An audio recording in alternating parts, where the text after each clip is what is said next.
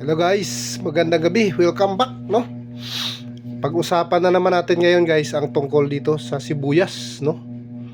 Ano ba ang mga benepisyo na mating makukuha sa sibuyas? Ayon dito guys, ang sibuyas ay sagana sa antioxidant gaya ng quercetin, vitamina C,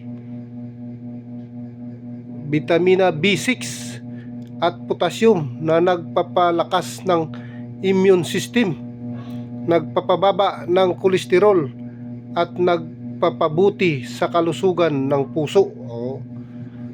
Ito ay may anti-inflammatory at antibacterial properties na tumutulong sa pagtunaw ng pagkain, pag-negotiate pag-regulate ng blood sugar at pag-alis ng ubo, sipon at klima.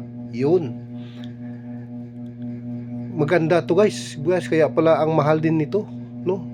Minsan tumataas ang presyo nito, no? Kasi mas maganda pala ang benepisyo nito sa ating katawan, no? Narito ang mga pangunahing benepisyo ng sibuyas sa katawan. Pampalusog ng puso. Maganda guys, pampalusog ng puso. Nakakatulong ang quinceline sa sibuyas upang pababain ang bad cholesterol at presyon ng dugo. Kaya pala hinahalo to sa mga sisig kasi di ba mataas ang kolesterol ng sisig.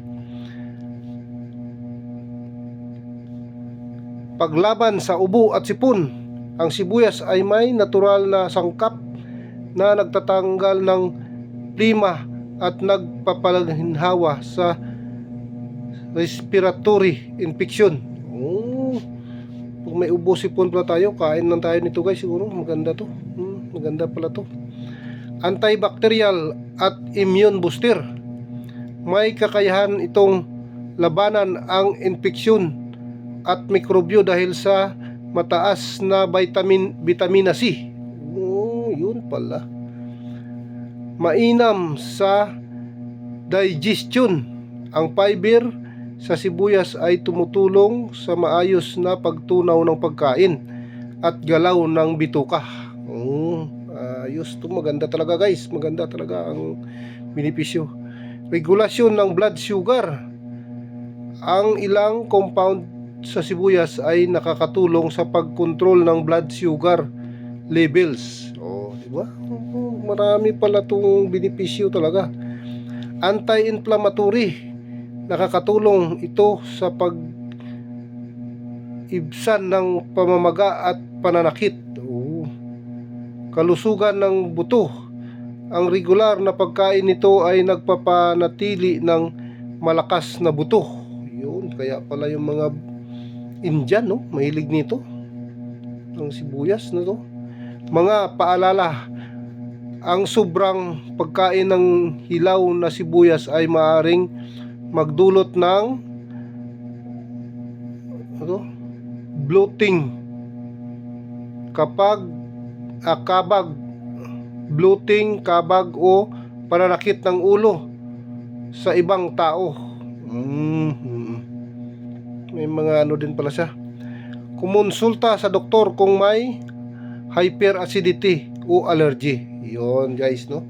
Kailangan pala kung may hyperacidity ka at allergy, kumonsulta ka mo sa doktor bago ka kumain ito guys, no? So yun guys, no? Ang mga benepisyo ng sibuyas. Sana na may nakuha kayong aral dito guys, may nakuha kayong ideya, no? Sa senior natin na video, no? Sana nakatulong guys sa inyo, no? So yun lang guys, no? Huwag kalimutan mag-follow, like and share ng ating mga videos guys para updated kayo, no, sa ating mga video at siyempre malaman din ng iba ang benepisyo ng sibuyas sa ating katawan. So hanggang dito na lang guys. God bless and thank you.